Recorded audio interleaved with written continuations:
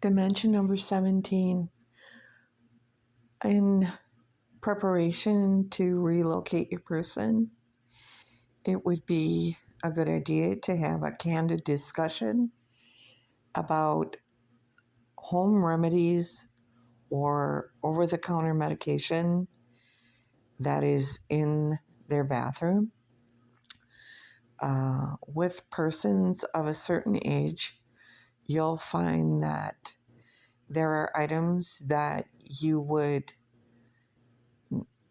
discontinue or have found that they are using according to old time ideology and purposes. So you'll find that they have very inexpensive items, or they've read many small little brochures about the value of such and such an item, a household product as a remedy, and you will come across some of those things. So, just in general, there'll be things like baking soda, apple cider vinegar.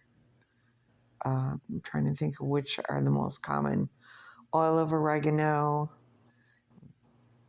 castor oil, peroxide, rubbing alcohol, aspirin, vapor rub, cough medication, mucus medication. Sorry, I shouldn't say medication. These are over the counter. They're not, I don't mean anything prescribed. Toothpaste sometimes is used in different manners, and you'll find some confusion as to what they're doing or why they're doing it.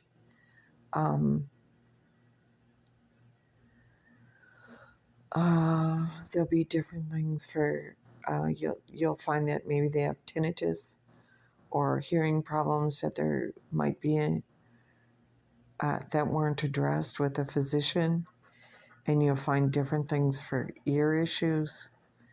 So you might find eye drops, dry eyes, so eye drops, and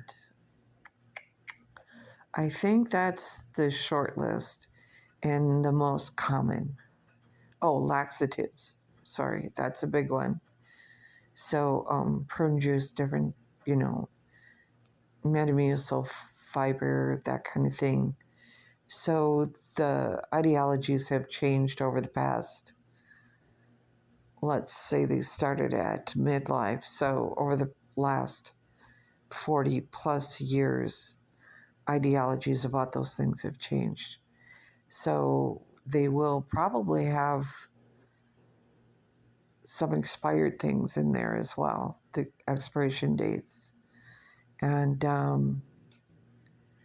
those are just things to understand if you can. If they're using them regularly, you might find out that they haven't seen a physician, but they're having bowel problems, or they haven't addressed, like I said, the hearing issues, and they're just doing other means of dealing with it. I'm trying to think of what else is relative to the medicine cabinet area and toiletries.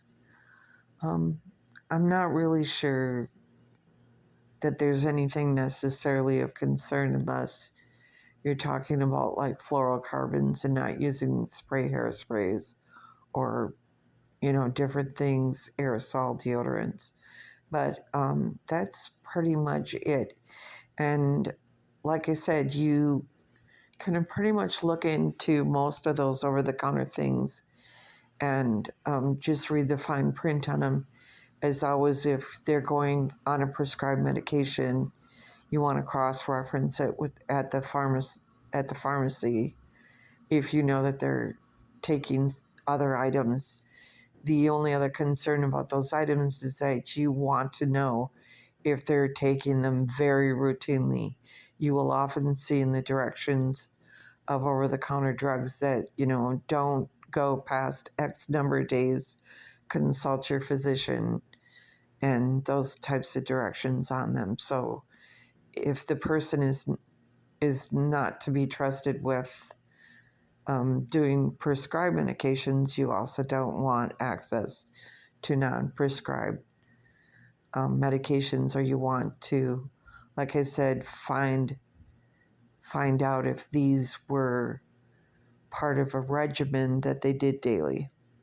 That can include not properly dosing vitamins as well. If you have different heart conditions, there's definitely different things that are restricted.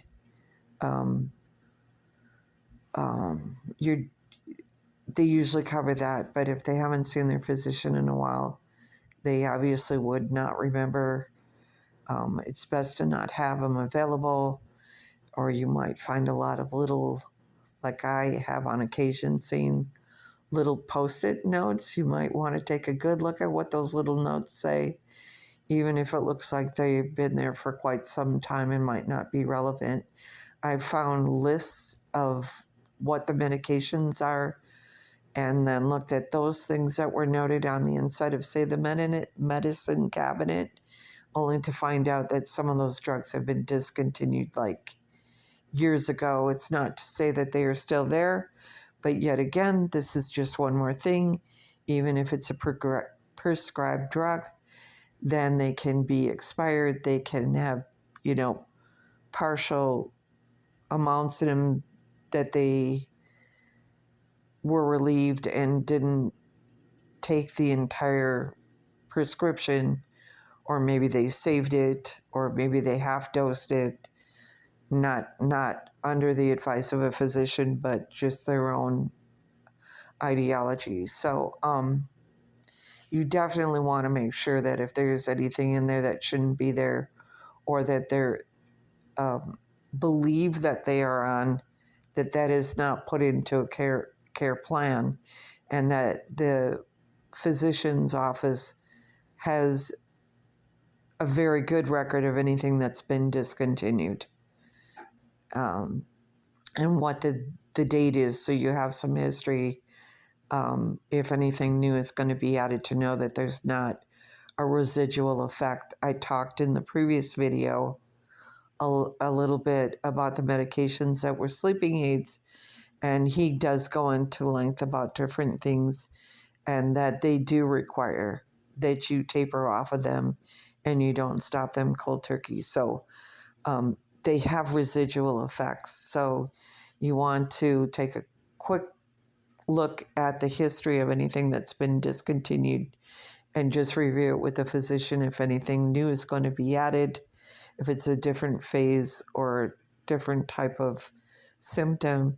Make sure that they have discontinued it for a long enough time that it doesn't have a residual effect. That'll be a counter effect. Thanks, as always. God bless, and thank you for everything that you're doing.